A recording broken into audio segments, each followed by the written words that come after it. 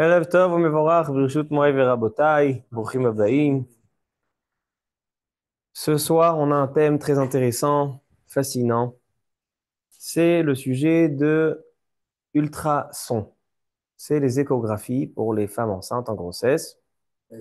Et donc, nous allons parler aujourd'hui de plusieurs facettes. Beaucoup de questions pratiques découlent de ce thème, de cette manière médicale de pouvoir vérifier comment se porte le bébé, comment se porte la grossesse, est-ce qu'il y a des problèmes, est-ce que tout va bien, où on en est dans la grossesse, ça influence la halakha. Beaucoup dans certains, pas mal de points ilkhatiques, ça influence la halakha pour savoir combien, en général, les femmes qui sont enceintes, s'ils sont mariés, il y a un homme aussi. Donc, donc c'est aussi pour les hommes. Alors, donc la question, elle est la suivante. Les questions. L'échographie, mais peut-être avant de présenter les questions, je vais vous dire pourquoi je veux en parler ce soir. Parashat Hashavua, Parashat Shemot, il est rapporté que le début de l'exil de l'Égypte, un roi qui va commencer à faire des décrets, Paro, le pharaon, il va commencer à faire des décrets et il va décider qu'il faut tuer les garçons qui vont naître. Les garçons sont une menace puisque les garçons vont pouvoir faire sortir le peuple juif d'Égypte. Donc les filles, ok, les garçons, on les tue. Et il y avait deux femmes qui s'appelaient les Méyalédot, c'est-à-dire les sages-femmes. Une qui s'appelait Shifra, une qui s'appelait Poa. Nous disent nos sages que Shifra et Poa, c'était Yocheved, la maman de Moshe Rabbeinu, et Myriam, la sœur de Moshe Rabbeinu. Pourquoi ils s'appelaient Shifra et Poa? Parce qu'ils étaient sages-femmes professionnelles. Il y en a une qui savait, lorsque le bébé sortait du ventre de sa maman, et il avait une malformation, il avait un bras qui était tordu, quelque chose, elle arrivait à être méchaperet et avalade, elle remettait tout en place. Et Poa, c'est celle qui calmait le bébé, elle l'apaisait. Donc c'était vraiment des sages-femmes professionnelles. Et on sait que il y avait une bénédiction particulière, c'est que Ubnei Israël, parou vaishretsu, il y avait déjà des accouchements des sextuplés, comment on dit, comme ça? D'accord, des sextuplés, des grossesses de 6 bébés. Et ils se multiplient, etc. Et c'est là que Parois décide de faire le décret. Et ainsi, donc c'est déjà, on parle de grossesse et d'accouchement, mais ainsi, lorsque Amram, le papa de Moshe, et Yocheved, lorsque Amram a vu qu'il y a ce décret de tuer les garçons, alors il a dit, moi, je n'ai pas envie d'avoir des enfants et de les faire souffrir, qu'ils soient tués par Pharaon. On décrète, Amram c'était un homme qui était très très respecté, il va décréter que tout le monde doit divorcer sa femme parce que il ne faut pas avoir d'enfants pour pas que les Égyptiens tuent les enfants. Et là vient, comme ça c'est la Gemara raconte dans Masechet Sota, vient Myriam, elle vient chez son papa, elle lui dit, le décret que tu as décrété maintenant, il est pire que celui de Pharaon. Tu es pire que lui. Pourquoi? Pharaon, il a décrété seulement sur les garçons, mais les filles peuvent avoir la vie sauve. Mais toi, en demandant le divorce, que tout le monde divorce sa femme, tu as décrété que non seulement les garçons n'existeront pas, même les filles n'existeront pas. Amram a écouté ce qu'elle a dit, s'est remarié avec Yocheved, et de cette alliance va naître, Baruch haba. Et de cette alliance va naître qui? Moshe Rabbeinu, le délivreur du peuple juif. C'est-à-dire qu'en fait, la paracha et l'exil de l'Égypte tournent autour de grossesse et accouchement. Donc, c'est la raison pour laquelle je me suis dit que on va parler aujourd'hui de un thème de grossesse et accouchement. Non seulement ça, deuxième raison pourquoi je parle de ça ce soir, on entame la période des Shovavim. Shovavim, c'est les parashiot Shemot, Vaera jusqu'à Mishpatim, que c'est un moment propice selon le Harizal pour rectification de toute Yetzerara supplémentaire chez l'homme. Et donc, c'est une période pour rectifier, réparer tout ce que l'on a fauté. Et donc, la meilleure manière de rectifier la faute des envies du Yetzirara qui met chez l'homme, c'est d'étudier la halachot de la pureté juive. Et donc, ce thème-là de l'échographie, de l'ultrason, il touche pas mal de questions concernant la pureté juive. Alors, venez, je vous présente les questions. Première question concernant l'échographie durant la grossesse d'une femme enceinte. Est-ce que il est recommandé, selon la Torah, de faire des échographies? on sait que les échographies ne sont pas obligatoires. Une femme n'est pas obligée de faire l'échographie. C'est fortement, chaudement recommandé par les médecins de vérifier. Ça s'appelle des bzicotes shigratiotes. Shigratiot veut dire de la routine. Ce sont des examens, c'est un examen, l'ultrason, pour savoir si vraiment tout va bien. C'est pas obligatoire. C'est pas comme un accouchement. Un accouchement, on est obligé d'accoucher. Mais ça, c'est pas obligatoire. L'ultrason, c'est échographie. Ah, en français, c'est pas comme ça? Ah, l'ultrason que je connais, c'est une machine qui envoie des sons. Et donc, selon les sons qu'elle envoie, comment ça va réceptionner, elle va nous mettre sur l'ordinateur, sur l'écran, elle va nous mettre exactement la forme du bébé. On va voir le bébé qui bouge, etc. Ça, c'est l'ultrason. OK? Je sais pas si ça s'appelle l'échographie. OK, c'est l'également. Hein? Ça, c'est l'écho, c'est ce que je connais. En Israël. Top. OK. Alors donc, Rabotai. Quelles sont les questions ilkhatiques qui peuvent découler de ce sujet? Donc, on a dit la première, est-ce que c'est convenable selon la halakha? Pourquoi pas? Le Rav Kanievski, Rav Chaim Kanievski, ne recommandait pas de faire des bdikot, des vérifications. Pourquoi? On va le voir tout de suite. Il disait, une femme qui croit en Hachem, qui a la foi et la émouna, elle ne fait pas les bdikot, elle ne fait pas ses vérifications. On va voir quelques précisions à ce sujet par son beau-frère, le Rav Yitzhak Zilberstein, qui est très très fort dans le domaine de la médecine. Mais en tout cas, on va parler de ce point-là. Deuxième question, on va tout de suite y rentrer dans le sujet. Juste vous présente la question. Deuxième question, une échographie pour une femme enceinte. Peut-être on peut la faire par un médecin homme. Il y a des gynécologues, n'est-ce pas? On peut aller chez le gynécologue et on s'assoit, on lui dit, il vérifie, c'est lui qui suit le cours de la grossesse, etc. Et à la fin de la visite, il est de coutume que le médecin propose à la femme, est-ce que vous voulez qu'on fasse une échographie, qu'on fasse un ultrason pour vérifier si tout le bébé va bien. Mais non, ce médecin, il n'est pas obligé de le faire. On peut prendre rendez-vous à la Coupatrolim, à Moukhedet ou à n'importe où et prendre une technicienne. C'est pas obligé d'être fait par un médecin. Il y a des échographies, qui sont faites par des médecins lorsque c'est une échographie sur un truc délicat, etc. Mais les échographies qui sont courantes, qui sont dans le train-train, Shigrati, même un technicien, il peut le faire. Donc, est-ce qu'une femme a le droit de faire l'échographie par un homme? Troisième question. Si dans le milieu religieux, si le bébé est mal formé ou un truc, ils vont pas le faire, ils vont pas faire ça. On va voir. On va voir. On va voir. On va voir. Troisième question. Je sais qu'il y a des gynécologues femmes, mais je parle d'une femme qui est suivie par un gynécologue homme. Est-ce qu'elle a le droit de faire les échographies chez lui ou bien elle va devoir prendre rendez-vous pour les échographies? Mais je ne parle pas de pas religieux, je parle de celui qui veut être religieux. C'est préférable. On continue. Pas obligatoire, mais c'est préférable. Troisième question. Les questions de pureté juive.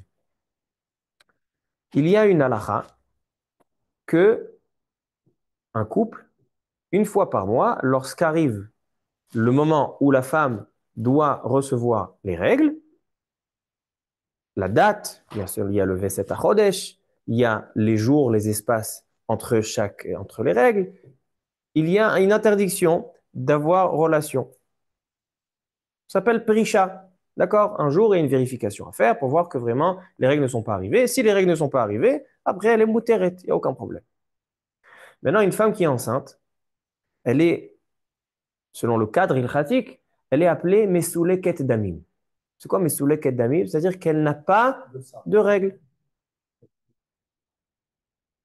Maintenant, à partir de quand une femme qui tombe enceinte, on dit que maintenant, elle n'a pas besoin de préserver et de faire attention pendant ces dates-là. Parce qu'une femme enceinte n'a pas besoin de faire attention. On sait qu'elle ne va pas avoir de sang. Alors maintenant, depuis quand je considère qu'elle est enceinte? Selon le Shulchan Aruch, qui est apporté dans le Siman Kouf Petet Yoredea 189, il dit là-bas le Shulchan Aruch, Mishehukar Ubara. C'est quoi Ukar Ubara? Depuis que le bébé commence à se voir. c'est-à-dire dès qu'elle commence à voir, à partir de 3 mois, Shlosha Chodashim, c'est déjà considéré Ukar Obara. Déjà, on commence à voir qu'il y a un bébé. Pourquoi? Parce qu'à l'époque, il n'y avait pas moyen de voir qu'elle est enceinte avant ça. Maintenant, la question, elle est, maintenant, la question, elle est, aujourd'hui, qu'il y a des manières de vérifier par ultrason, par échographie que la femme, elle est enceinte ou pas. Imaginons que la femme, elle voit qu'elle est enceinte à partir de la deuxième semaine, troisième semaine de la grossesse. Il y a pas 3 mois qui sont passés, n'est-ce pas? Avant 40 jours, 10 jours, 5 jours. Imaginons qu'on peut le voir dans l'échographie. Est-ce qu'à ce moment-là, le médecin il dit, mais vous n'avez pas besoin d'attendre 3 mois pour permettre le V7 en ataprisha. Je sais que la femme elle est enceinte. Si je sais que la femme est enceinte, à partir de maintenant, vous n'avez pas besoin de respecter les dates. Ça, c'est une question. Deuxième question concernant la pureté. Il y a ce qui s'appelle une tum'at leda. Tum'at leda, une impureté de l'accouchement. Parashat tazria, isha ki tazria ve'al leda zachar. Si la femme accouche un garçon, elle est impure 7 jours. Si la femme accouche une fille, elle est impure 14 jours. Maintenant, une femme qui va, là, allez-nous, ça arrive souvent, surtout quand c'est des premières grossesses, chez des jeunes couples, il y a ce qui s'appelle des hapalotes. Hapalotes, c'est des avortements, des fausses couches, exactement. Plus exactement ça. Des fausses couches. Maintenant, il y a des fausses couches qui sont déjà à des mois avancés, où c'est assez douloureux. Et il y a des fausses couches qui sont tôt, où c'est moins grave. D'accord? Alors maintenant, si la femme, elle va faire une fausse couche quand déjà il y a passé 40 jours de la grossesse, c'est-à-dire que maintenant 40 jours, c'est le moment où le bébé commence à prendre forme. Pendant 40 jours, dans les 40 jours, il est appelé dans la Gemara, le fœtus est appelé Maya Alma, de l'eau. Pendant 40 jours, c'est de l'eau. Après 40 jours, ça commence à prendre forme d'un bébé. Alors maintenant, si on a passé 40 jours de la grossesse et maintenant la femme, elle fait une fausse couche, alors, elle va devoir, même, disons, elle a la fausse couche aujourd'hui. Demain, elle veut commencer à se purifier, faire un équilibre. Si c'est une Leda, elle peut pas. Si c'est un accouchement, dès qu'il y a un bébé, c'est considéré un accouchement. C'est vrai que nous, on appelle ça une fausse couche. C'est appelé un accouchement. Et un accouchement, ça entraîne l'impureté de l'accouchement. Et je ne sais pas si c'est à 40 jours. Tu ne peux pas savoir si c'est un garçon ou une fille. Donc, elle doit attendre minimum 14 jours d'impureté pour la fille, pour le code du Safek. Si c'est un garçon, c'était 7 jours. Si c'est une fille, c'est 14 jours. Donc, elle doit attendre 14 jours avant de commencer la purification. Ça, c'est si la fausse couche, elle est après 40 jours. Mais si c'est dans les 40 jours, alors là, ce n'est pas considéré un accouchement parce qu'il n'y a pas de valade, il n'y a pas de bébé, il n'y a pas de fœtus. C'est encore de l'eau. Alors, ce n'est pas un accouchement. Donc, elle est impure par rapport à, il y a du sang qui est sorti. Mais dès le lendemain, elle va pouvoir commencer, ça c'est selon le Din Torah, d'accord? Dès le lendemain, elle va pouvoir, sinon, les 5 jours, mais en tout cas, il n'y a pas d'impureté de 14 jours. Elle n'a pas besoin d'attendre tellement. Dès elle est propre, 4-5 jours, elle peut commencer déjà à faire la purification. Donc, la question, elle est, comment savoir si le bébé, on a passé 40 jours, on n'a pas passé 40 jours? Alors si ce couple-là, le mari voyage beaucoup, ils ont eu une relation. Ça fait 1 an, ils ont eu une relation. Donc, je sais exactement depuis quand a démarré la grossesse. Je peux te dire la date, n'est-ce pas? Mais si c'est un couple où ils vivent ensemble, donc tu ne peux pas savoir de quand il date ce bébé. C'est quand elle a commencé la grossesse. Alors, il y a quelqu'un qui dit, on va utiliser l'ultrason, on va faire une échographie. Alors, ah, quand il est sorti, d'abord à ce stade-là, à 40-45 jours, tu vois rien du tout. Et même si tu vois, comment tu peux évaluer? Mais comment tu peux évaluer? Tu peux pas évaluer. Tu peux pas évaluer. Alors, Botaï, Ça veut dire que s'il y a déjà là, t'es formé, tu peux pas savoir. c'est que ça passait les Ah, si ce qui sort, c'est un bébé et tu vois une femme, ça fait que Bichlal. La question, elle c'est qu'en général, quand c'est tellement tôt, en général, c'est rien, c'est du sang ou des morceaux ou des grumeaux qui sortent. Alors donc ça, alors donc la question, elle est chénière. Quand on aspire. Alors donc la question, elle est, si je fais un ultrason, et dans l'ultrason, on me dit, écoute, le bébé, selon notre évaluation, il est 10 semaines. 10 semaines. Maintenant, il faut savoir que tous les ultrasons, les échographies, quand ils vérifient la date du bébé, il ne vérifie pas selon la date de la conception du bébé. Il vérifie selon les dernières règles. Ta'arich veset acharon. Donc, ça veut dire que si vous voulez savoir le bébé, quel âge il a, enlevez déjà, en tout cas pour les gens qui sont religieux, enlevez déjà 2 semaines. Pourquoi? Parce que veset acharon, c'est-à-dire que c'est les dernières règles. Il y a eu au moins une semaine de nettoyage, après une semaine de purification, chez un équilibre, et après il y a une relation. Donc déjà, c'est sûr qu'il n'a pas 10 semaines. C'est sûr qu'il n'a pas 70 jours. Tu enlèves 2 semaines. Mais non, alors, donc, est-ce qu'on peut se fier à la date, savoir, il est à 40 jours, il n'y a pas 40 jours, à partir de l'ultrason, de l'échographie, est-ce que c'est Neyman, est-ce qu'on peut être sommaire sur ça? Quatrième question. Pidyon Aben. Une femme qui se marie, une jeune fille qui se marie avec un jeune garçon, et ils enclenchent une première grossesse. Et maintenant, il y a une fausse couche. Une fausse couche. Après, il y a une deuxième grossesse et va naître un garçon. Il faut faire Pidyon Aben. Maintenant, si le bébé de la fausse couche, de la première fausse couche, c'était déjà un bébé, et donc en fait, le deuxième, c'est un deuxième, c'est pas un Bechor. Mais si je considère,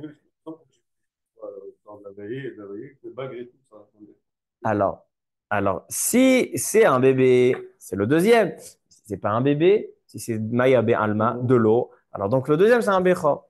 Il dit le Shulchan Aruch, dans la Chod Pidyon Aben, Siman Shinhe, dans Yoredea 305, il dit là-bas comme ça. Si il y a déjà forme de fœtus, on a passé déjà 40 jours, alors c'est un bébé, et le deuxième n'est pas Bechor. On fera Pidyon Aben sans bracha. Sans bracha. Sans bracha. Sans bracha. Maintenant, si. Alors, ça dépend. Ça dépend à quel stade on est. C'est dans des sphécotes. Maintenant, ce qui m'intéresse, c'est quand il y a moins que 40 jours. Quand il y a moins que 40 jours, il n'y a pas encore de bébé. Il dit le Shulchan Aruch, il dit tu fais Binyamin avec bracha. Pourquoi? Parce que c'était rien du tout. Mais non, c'est le Bechor. Ok. Maintenant, comment mesurer les 40 jours? Si ce couple-là, ils ont eu une relation. Alors, je sais exactement. S'il a 40 jours, il n'a pas 40 jours. Mais si c'est un couple normal, donc on ne peut pas savoir. Est-ce qu'on peut se fier à l'ultrason ou pas? Dernière question. Dernière question. Un Kohen qui se marie. Les Kohanim, ils ont le droit de se marier, n'est-ce pas? Alors, un Kohen connaît une femme, il veut se marier avec elle. Maintenant, la femme, qu'est-ce qu'elle devient? Elle devient femme de Kohen, n'est-ce pas? Elle devient Eshet Kohen. Maintenant, les enfants de cette femme seront quoi? Des Kohanim, n'est-ce pas? Un Kohen, il n'a pas le droit d'être dans une maison où il y a un défunt. Maintenant, une femme de Kohen qui est enceinte, est-ce qu'elle a le droit de rentrer dans un hôpital où je sais qu'il y a un défunt dans l'hôpital? Le Kohen, il n'a pas le droit de rentrer. Quand il y a marqué, alors on va voir, on va voir, c'est pas si évident que ça. C'est pas si évident que ça. C'est pas si évident que ça. Alors donc, une femme enceinte, est-ce qu'elle a le droit d'aller dans un cimetière? Est-ce qu'elle a le droit d'aller dans un hôpital? Peut-être que le bébé, c'est un garçon. Si le bébé, c'est un garçon, on n'a pas le droit de l'impurifier. On n'a pas le droit de le rentrer dans un endroit qui est... Une femme, bien sûr, elle a le droit dans les cimetière. Ok. Il y en a qui disent qu'Alpi à Kabbalah, une femme, ça dépend quand elle est dans le mois, et une femme enceinte, c'est pas bien qu'elle aille, c'est les filles Yanim de Kabbalah. Alacha, ilchatiquement parlant, il n'y a aucun issur qu'une femme aille dans un cimetière. Ok. Alors maintenant, Rabotai, commençons à répondre à nos questions. D'accord? Qu'est-ce qu'on a posé comme question? Est-ce que c'est bien de faire une échographie, sachant que c'est pas obligatoire? Est-ce qu'un homme peut la faire? Un gynécologue homme. Est-ce que les problèmes de pureté sur les vestotes, est-ce qu'on peut se fier sur une échographie pour savoir et ne pas attendre 3 mois pour pouvoir se fier à ça qu'elle est enceinte? Est-ce qu'on peut fixer les 40 jours, que ce soit pour l'impureté de l'accouchement ou pour le pidyon aben, est-ce qu'on peut se fier à l'échographie? Et est-ce qu'une femme de Cohen a le droit d'aller dans un cimetière? Et est-ce qu'on peut se fier sur l'échographie? Parce que le Magen Avraham, il dit qu'une femme, elle peut rentrer, une femme de Cohen, elle peut rentrer dans un hôpital. Pourquoi? Parce qu'il y a un Safek Sfeka. Peut-être que le bébé ne sera pas vivant. Il faut attendre 30 jours pour savoir qu'un bébé il soit vivant, Bar Kayama. Et deuxièmement, peut-être c'est une fille. Alors, la question, elle est, une femme de Cohen, est-ce qu'elle peut faire une échographie pour savoir si c'est un garçon ou une fille? Si elle sait que c'est un garçon, alors maintenant, il n'y en a plus de Safek Sveka. Parce qu'elle sait que c'est un garçon. Alors donc, c'est un Safek de Horaïta, a priori. Top. Alors maintenant, on commence. Le Rav Yitzhak Zilberstein, on lui a envoyé une lettre à un médecin de l'hôpital Shaare Tzedek. Il est, je vais vous dire exactement, il est dans le Tipoul Nimratz de Yelodim. Yelodim, ça veut dire les premiers-nés, d'accord, les nouveau-nés. Il y a des urgences pour eux, Tipoul Nimratz, soins intensifs, et le docteur Chimel. C'est le docteur Chimel là-bas, à Shaare Tzedek. Je ne sais pas s'il est encore aujourd'hui, en tout cas. Il a envoyé au Rav Yitzhak Zilberstein une question. Il a dit comme ça, j'ai entendu au nom de ton beau-frère, Rav Chaim Kanevski, qu'il n'est pas bien de faire une échographie. Une femme religieuse, c'est pas bien pour elle de faire une échographie. Pourquoi? Parce que le bébé dans la grossesse, il est caché. Hachem veut qu'il soit caché. Et donc, tu n'as pas à le dévoiler. Il dit, je comprends pas pourquoi. Donc ça, Rav Yitzhak Zilberstein va lui expliquer. Et il dit, moi, je pense que ça a une grande importance de faire des échographies. Pourquoi? Deux exemples. Il dit, d'abord, souvent, enfin, quand ça arrive, il y a des bébés qui ont des malformations. Problème de cœur, problème de n'importe quoi. Ça peut être toutes sortes de problèmes. Maintenant, il faut savoir une chose. Dès que la femme, elle va accoucher, ce bébé-là qui a ce problème, il va vite, soins intensifs, au bloc opératoire, etc., pour s'occuper de lui. Si on sait à l'avance le problème du bébé, on peut s'organiser pour déjà la faire accoucher en temps et en heure. On peut directement déjà préparer d'avance le matériel. Ça peut être pikuach nefesh. Ça peut sauver des vies. Deuxième exemple que ça peut sauver une vie. Il y a certaines fois des grossesses de bébés qui ne tiendront pas. Et que si je les laisse, les femmes, je leur laisse la grossesse et les faire accoucher naturellement, ça risque de mettre en danger la maman. Et par l'échographie, je peux voir le problème et m'en occuper et éviter ce danger pour cette femme. Donc, il dit, le docteur Chimel de Shaare Tzedek, il dit, c'est un pikuach nefesh de faire ces échographies, ces ultrasons. Donc, la question, elle est, Rav Yitzhak Zilberstein, tu dois aller chez Rav Kanevski, lui faire changer d'avis. Rav Yitzhak Zilberstein, il répond à notre très cher ami, docteur Chimel de Shaare Tzedek. Je suis allé chez mon beau-frère, le Rav Chaim Kanevski, et je lui ai posé tes questions. Et il m'a répondu la chose suivante. Une femme, il faut qu'elle sache. La Gemara dit dans Masechet Bava Metzia, la page 42. Amar Rabbi Hanina, En habracha shora ela bedavar hasamui mina'ain. Tu veux avoir la bénédiction, ne compte pas tes sous. Celui qui compte combien il a dans le porte-monnaie, il n'y a pas de bracha. En habracha shora ela bedavar hasamui mina'ain. Demande les mefarshim pourquoi. Quel est le problème? Pourquoi la bracha, elle vient que sur du caché et pas sur du dévoilé? Deux explications sont données. Le Torah Traim, que ça a c'est cette semaine, le Torah Traim, et le Sfat Emet de gros.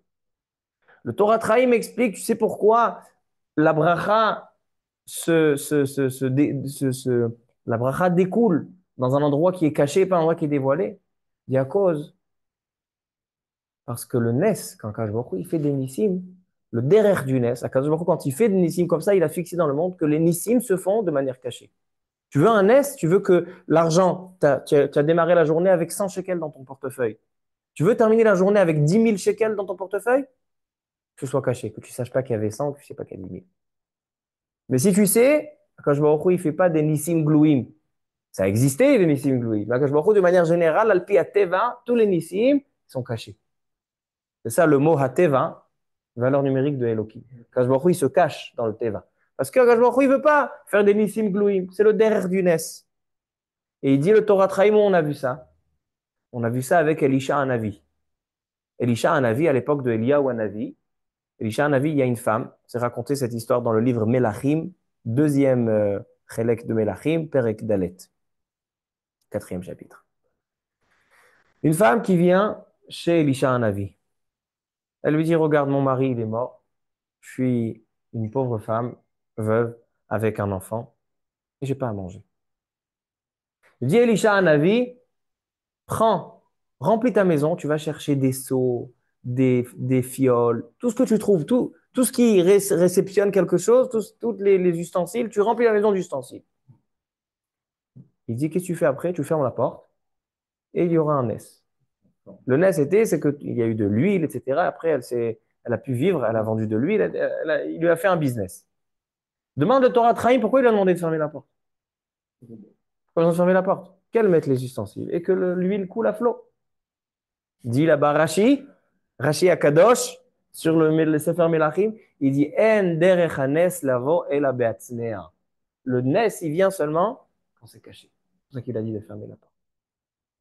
Ça, c'est l'explication du Torah Traim. Donc, il dit le Rav Chaim Kanevski, selon cette première explication, on comprend pourquoi ne pas faire d'échographie. Pourquoi?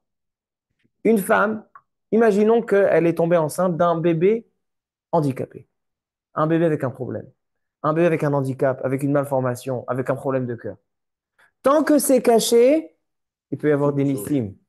Elle fait une prière, elle peut changer. Elle va chez un rave demander une bracha, elle peut changer, il peut guérir, il peut sortir en bonne santé. Mais dès le moment où tu vas courir faire l'échographie, tu as dévoilé dès la huitième semaine, quatrième, je ne sais pas depuis quand on peut faire des échographies. 7, 8 semaines, déjà on peut faire des échographies. Tu as dévoilé ce que c'est le bébé, tu as dévoilé ce qui va et ce qui ne va pas. Après, c'est des nissim glouim. Nissim glouim, c'est très difficile d'avoir. Donc ça, c'est la première explication de Raphaël Kanevski, pourquoi il dit qu'il faut le laisser cacher et pas le dévoiler. Deuxième explication. Pourquoi la Gemara elle dit que En abracha shora el bedavar asamui minayin. Il dit le Sfat Emet, mishum ainara. Et il dit le Sfat Emet, un homme peut se mettre à lui-même du ainara. Et donc il dit, quand il va compter ses sous qu'il a dans ses billets qu'il a dans sa poche, il met du ainara. Donc c'est la même chose qu'il dit pour l'enfant. Ne regarde pas. Laisse le bébé qui chez lo bracha, chez lo atzlaha, qui grandisse, qui se. Donc il dit le Rav Chaim Kanevski, une femme qui croit en la bénédiction de la Torah, qui croit que la en abracha shruya ela badavar asamui minayin, Kadosh Baruch Hu, il a fait de manière cachée. C'est pas qu'Akadosh Baruch Hu, il a créé la grossesse de manière dévoilée ou qu'on doit vérifier. Non, ça a été créé de manière cachée. Donc selon la nature, la grossesse, elle est censée bien se passer. Toi, tu veux maintenant chercher à dévoiler? Il dit non, ne dévoile pas. Mais continue le Rav Kanevski, il dit ça, c'est pour une femme qui a le bitachon. Mais une femme qui n'a pas de bitachon. Une femme qui est stressée, elle ne peut pas. Elle veut voir que tout va bien. Elle n'est pas tranquille, elle ne dort pas. Elle veut aller selon la loi de la nature. La loi de la nature, elle dit qu'on peut vérifier, alors on va vérifier. Elle dit, elle a le droit. Elle peut aller vérifier. Qu'elle sache qu'il n'y aura pas de Nissim Glouim. Il est probable qu'il n'y aura pas de Nissim Glouim. Mais elle a le droit. Alors donc, ça c'est la réponse de Rav Kanevski. C'est vrai que le médecin a dit que ça peut sauver des vies, etc. Mais en laissant cacher, on peut avoir aussi des Nissim Glouim. Donc il dit, il y a deux types de femmes. Il y a celle qui va à fond avec la Emouna, le bitachon, et il y en a qui va. Donc ça, c'est le Rav Chaim Kanevski, comme ça il a répondu. Ajoute à cela le Rav Yitzhak Zilberstein, Shlita. Et il dit non seulement ça, c'est que des fois, on fait des échographies, des ultrasons, et on stresse les parents. Il y a un mois, quelqu'un il m'a dit, ah, ma femme elle est enceinte, est-ce que je vais faire les échographies? Est-ce que je vais faire la Skirat Maharachot? Skirat Maharachot, c'est voir que tout va bien. Il faut vérifier les reins, Je lui dis, t'es pas obligé de le faire. C'est mieux de pas le faire. Mais si ta femme, elle est stressée, je lui dis cette réponse-là. Mais si ta femme, elle est stressée, elle va à tout prix. Ouais, vas-y. Il est allé. Il est revenu, il m'a dit, pourquoi tu m'as dit d'aller? Il dit, Makara. Il me dit, ils ont vu qu'il y a un trou dans le cœur. Ils nous ont envoyé à Tel Aviv, à Ichilov. Ils ont dit que peut-être que ce bébé, il va même pas pouvoir tenir. Et que même s'il va tenir pour les respiratoires, etc. Et le professeur, à la fin, qu'est-ce qu'il a dit? Il a dit que pour l'instant, c'est trop petit, on peut rien voir. J'ai dit, j'ai dit alors quoi? C'est trop petit, on peut rien voir. Donc toi, tu as décidé. Donc en fait, qu'est-ce qui se passe? Tout peut changer. Même les médecins le disent que tout peut changer parce que c'est trop petit. Donc en fait, il dit le Rav Zilberstein, des fois, Ils font peur aux parents pour rien. Écoutez une histoire que j'ai trouvée, une histoire sur le Rav Ben Zion Abba Shaul. Un jour, un couple sont allés, ils se sont mariés, la femme est tombée enceinte, elle est allée faire une échographie. Le médecin commence à hurler dans la salle. Qu'est-ce qui se passe? Il dit, j'ai jamais vu de ça de ma vie. Le bébé, dans l'échographie, on voit, il a 3 pieds. Et le ventre énorme. Il dit, c'est un monstre. Il faut tout de suite avorter. Les parents, catastrophés, ils sont allés chez qui? Chez le Rav Ben Zion Abba Shaul. Il rentre chez Rav Ben Zion Abba Shaul et il dit, Kvod Harav, le médecin, il a dit, il faut avorter. Le bébé, il a 3 pieds, un gros ventre. Il a dit, 3 pieds, c'est ça ce qu'il a dit? Ah, et pourquoi pas 4? Il a dit, mais quoi, c'est le moment de blaguer? Qu'est-ce que vous me faites? C'est le moment de blaguer maintenant? Il dit, laissez le bébé, laissez la grossesse, tout se passera bien. Il dit, mais j'ai entendu ce qu'il a dit le médecin. Vous êtes venu me demander ce que je pense. Ça, c'est mon avis. Laissez. Qu'est-ce qui s'est passé finalement? Tout s'est bien passé et elle a couché des jumeaux. Voilà les 3 pieds. Et donc, ce qu'il a dit auparavant, pourquoi pas 4 pieds? Il avait raison. 4 pieds, il y avait 4 pieds BMF parce que c'était des jumeaux. Donc, ça veut dire que, Rabotai, conclusion, on a le droit d'aller faire des échographies. C'est permis selon la halakha, il n'y a aucun issour d'aller vérifier. Mais il faut savoir que on se montrera plus avec foi en Hachem lorsque on laisse cacher, on peut faire des nissim, on peut transformer des choses parce que c'est encore caché, on peut faire des nissim, nistarim, mais des nissim glouim, c'est plus difficile, il n'y aura pas de haïnara aussi. Donc ça, c'est pour le savoir, est-ce que selon la Torah, il est convenable de faire des échographies? On passe à la deuxième question. Est-ce qu'un médecin homme peut effectuer une échographie pour une femme? Alors, on va voir dans le Shulchan Aruch. Shulchan Aruch, dans Yoreh De'ah, Halachot Tahara, Siman Kuf Tzadik He, 195, à la fin du Siman, Halacha 17. On parle là-bas dans ce chapitre du Shulchan Aruch, on parle lorsque le couple sont dans la période des règles, où il y a, mis à part l'interdiction de la relation, il y a aussi des harchakot. Harchakot veut dire des éloignements. On n'a pas le droit de toucher, on n'a pas le droit de dormir dans le même lit, etc. Il y a à la fin une halakha, dit le Shulchan Aruch. Im ba'ala rofe. Si le mari est médecin et la femme, elle est malade. Haïm, est-ce qu'on a le droit que le médecin regarde le pouls, il veut être memachesh et dofek, il veut voir si tout va bien. Il dit le Shulchan Aruch, assour le machesh la dofek. Assour. Il dit le shach. Comme ça, il dit le Shulchan Aruch. Il dit le shach. Il vient, il dit comme ça. Assour le machesh. Umiu. Imachole mesukan. Ça, c'est quand elle est malade, elle a une angine. Mais si la femme, elle est en danger de mort, mesukan. Ve'en sham rofim. Et il n'y a pas d'autres médecins. Mashma ktsat midivre tshuvat Ramban chez Moutar. Mashma ktsat. Mashma dans le Ramban que c'est Moutar. Mipnei pikuach nefesh. Mais il dit le Bet Yosef, selon le Rambam, c'est assourd. On va laisser crever. Pourquoi? Il dit le Rambam, l'interdiction de toucher la femme, c'est Deoraita Arayot. Maintenant, il y a 3 avérotes dans la Torah, que même si on te dit transgresse, sinon tu perds la vie. Parmi ça, c'est les Arayot. Tu perds la vie et tu ne transgresses pas ces avérotes. Il dit, selon le Ramban, s'approcher des Arayot, Kirva les Arayot, ça c'est quand c'est pas des Riba, c'est mis des Rabanan. Des Rabanan pour un malade, on peut, mais sous quatre, mais selon le Rambam, Kirva les Arayot, toucher une herva, un jeune garçon qui touche une jeune fille aujourd'hui, que les filles ne vont pas au mikvé, n'est-ce pas, jusqu'au mariage. Donc, 2 copains, garçon-fille, ils se donnent la main, transgressent un interdit des Oraïta de Kirva les Arayot. Yarek va aller avant. Même si on te dit, je te tue, donne-lui la main. Tu donnes ta vie. Kirva la harayot. Hamour beyoter. Alors, donc, il dit le Rambam assour. Mais il dit le char. Et là, yesh lomar, de l'etame azil, de negiat nida, enna min rabanan. Aval le harambam, de negiat erva sur minatora, afal pi shesh pikuach nefesh, Assour mishum avizarayu de arayot bet Yosef. Comme ça, il dit le bet Yosef. Ve'en nire, dit le Shach. Le Shach, il dit, le bet Yosef, il n'a pas bien compris le Rambam. Le Rambam, c'est vrai qu'il pense que c'est des Horaïta. Et que si on dit à un garçon qui touche une jeune fille pas mariée, ou elle n'a pas été au mikvé, donc elle a l'impureté de Nida, de toucher, c'est même si on le tue, il n'a pas le droit de la toucher. Ça, c'est quand le contact, c'est un contact d'affection. Mais si c'est un contact qui n'est pas d'affection, par exemple un contact de respect, un contact pour un malade, pour aider, etc., ça va être. Alors ça, il dit, ça c'est même selon le Rambam, c'est moutar, c'est des rabbanan. Et pour un malade, on peut le faire. Comme ça, il dit le char.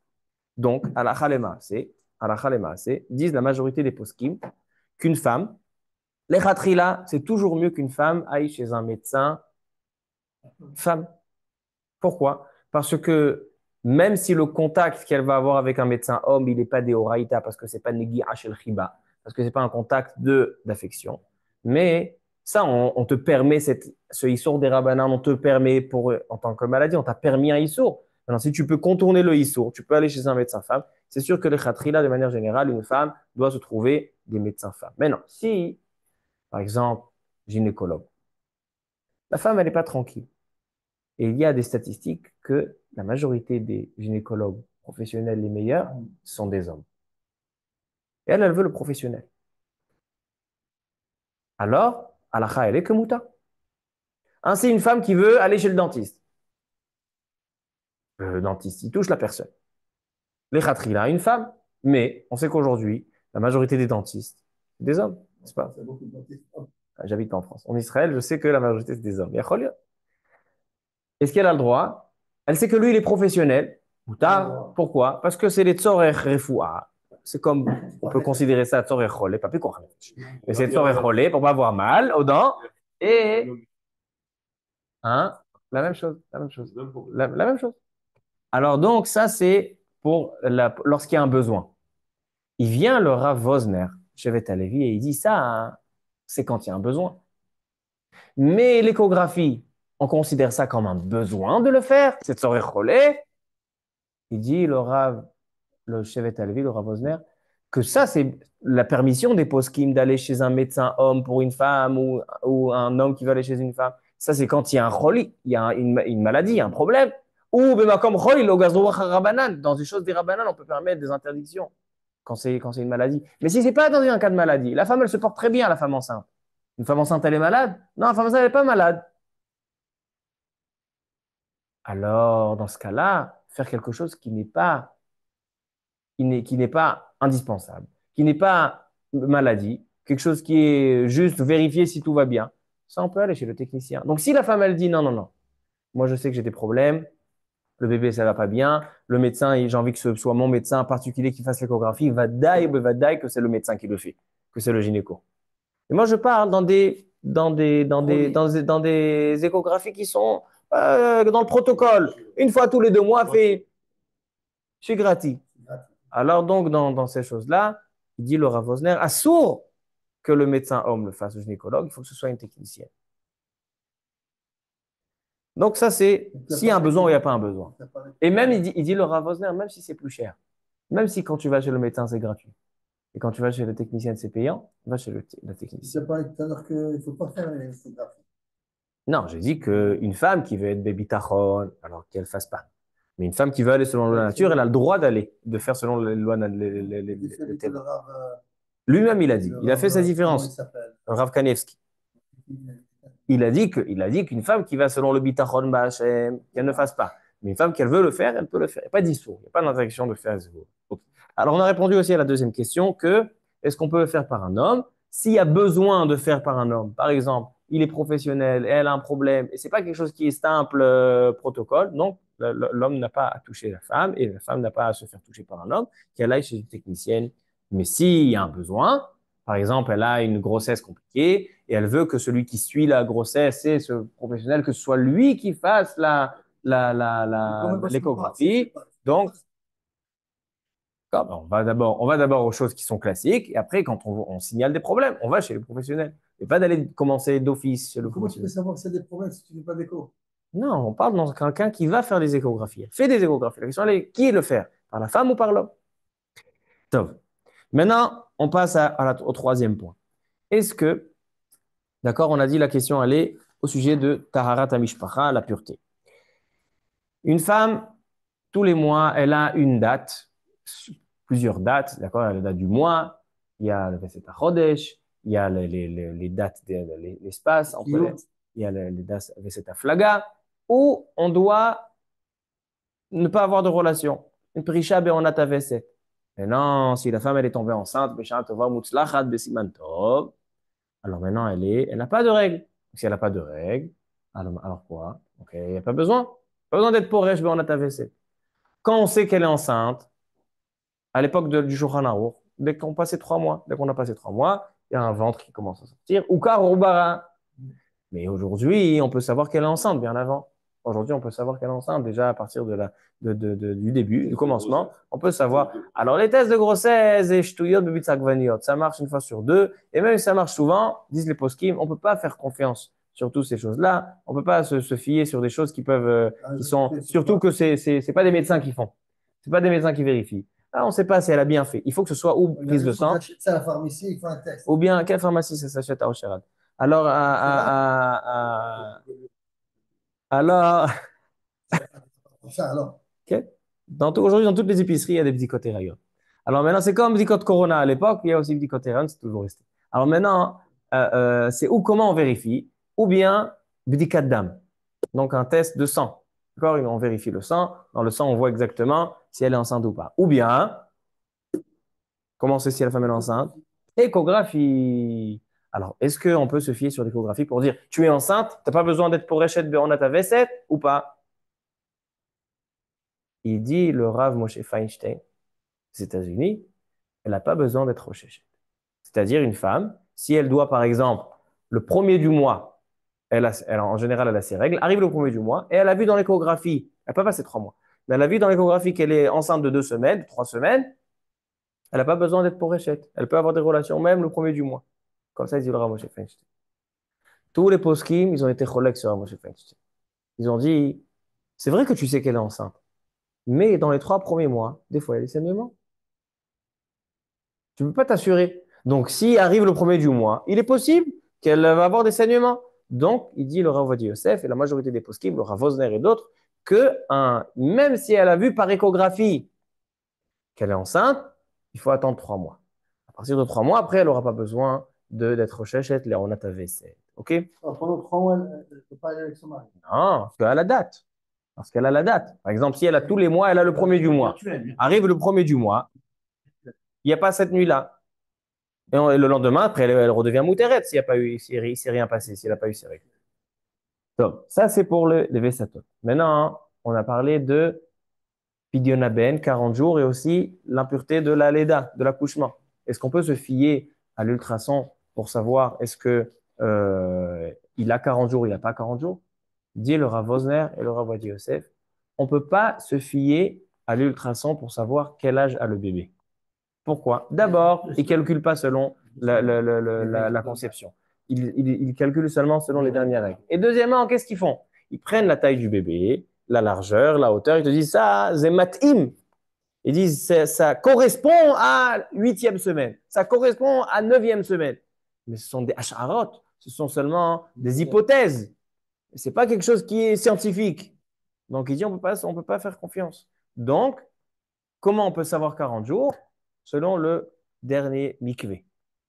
Par exemple, si elle a été une femme qui veut savoir, elle a eu une fausse couche. Est-ce que le prochain bébé, il y aura pidionaben ou il n'y aura pas pidionaben? Alors elle voit.